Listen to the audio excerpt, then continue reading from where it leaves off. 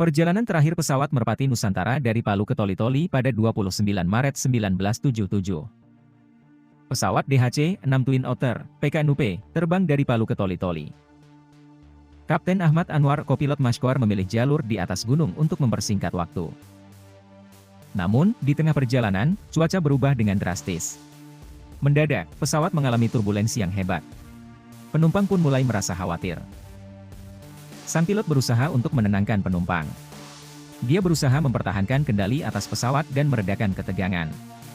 Namun, cuaca semakin buruk dan pesawat semakin sulit dikendalikan. Pesawat yang membawa 26 penumpang itu jatuh tersangkut di pohon di Pegunungan Tinombala. 15 orang meninggal dunia dan 11 orang selamat, salah seorang penumpang pesawat Merpati Nusantara Airlines bernama Haji Hasan Tawil, BA. Cerita selengkapnya tekan channel atau baca deskripsi.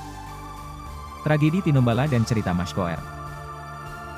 Mashkoer terdampar di hutan, pukul 14. Menyusuri lebatnya hutan, dia menemukan sungai. Dia mengikuti aliran sungai dan berjalan terus hingga hari menjelang gelap. Setelah berjalan sekitar 3 jam, saya lelah.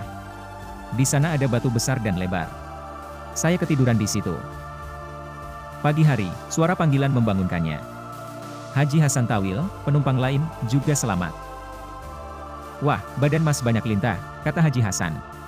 "Karena lelah, saya nggak merasakan gigitan lintah itu, ratusan, barangkali. Di mata saya yang bengkak pun ada lintahnya." Haji Hasan menolong mencabut lintah-lintah yang sudah gemuk-gemuk itu satu persatu. Mereka pun melanjutkan perjalanan, dengan tetap mengikuti aliran sungai. Hasan yang kepala kuartir cabang pramuka di Sulteng rupanya sudah tak asing dengan perjalanan menembus hutan-hutan. Hutan yang dilaluinya pun merupakan wilayahnya, walau belum pernah sampai menembus setinggi itu. Kira-kira tengah hari, di seberang sungai ada orang yang memakai tudung dari plastik kresek hitam. Saya kaget. Tapi setelah kami amati, rupanya ia penumpang pesawat juga. Selain Hasan dan dirinya, Haji Saleh Midu ternyata juga meninggalkan pesawat. Mereka saling mengikuti, walau sebelumnya saling tidak mengetahui. Berhari-hari berjalan, tidur di gua, menghadapi hujan deras, dan menyaksikan kehidupan liar di hutan. Hasan menemukan makanan alam, seperti bunga kecil yang bisa dimakan, saat persediaan makanan menipis. Mereka menemukan jalan buntu, tetapi Hasan dengan kepiawaiannya menemukan jalan keluar melalui bolongan semak-semak. Perjalanan bertahan hidup, pengalaman unik berhari-hari di gua-gua sambil menghadapi hujan deras dan kelaparan. Sedangkan makanan yang dibawa Haji Hasan sudah lama habis. Karena itulah, fisik mereka makin lama makin lemah. Bahkan pada hari kelima, ia dan Haji Midu seakan-akan ingin menyerah, tapi Haji Hasan mendorong mereka untuk tetap kuat berjalan. Banyak kejadian yang tak pernah terbayangkan akan ditemukan mereka. Begitu banyak monyet besar dan ular, walau binatang-binatang itu tak pernah mengganggu. "Bismillah kami cari hidup, mereka juga. Monyet-monyet itu tak mengganggu, hanya dia memperhatikan kami." Monyet-monyet itu bergerombol, tak begitu jauh dari mereka yang sedang berjalan. Haji Hasan mengatakan bahwa kalau monyet-monyet itu melempar sesuatu, ambil saja. Monyet-monyet itu mungkin punya naluri juga.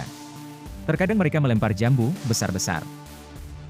Pada tengah hari di hari ke-6, barulah ketiganya sampai di desa Ongkamalino, sebuah desa transmigran sekitar 70 km sebelah utara Tinombo.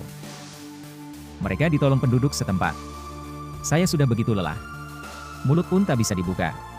Fisik ketiganya memang sudah sangat lemah. "Kami dapat bertahan karena tidak kekurangan air," kata Mashkoer. Ketiganya kemudian dirawat oleh Dr. Murlawi dari Dinas Kesehatan pada Komando Resor Militer 132 Tadulako. Dengan ditemukannya mereka, intensitas pencarian pun kembali ditingkatkan. Bahkan hari berikutnya Mashkoer turut serta mencari dan menunjukkan tempat jatuhnya pesawat. Meskipun hujan deras, gua yang banjir, dan tantangan lainnya, semangat mereka tetap tidak tergoyahkan. Fisik melemah, tetapi keteguhan hati Haji Hasan, Mashkoer, dan Haji Saleh Midu tidak pernah padam. Sampai jumpa di kisah selanjutnya.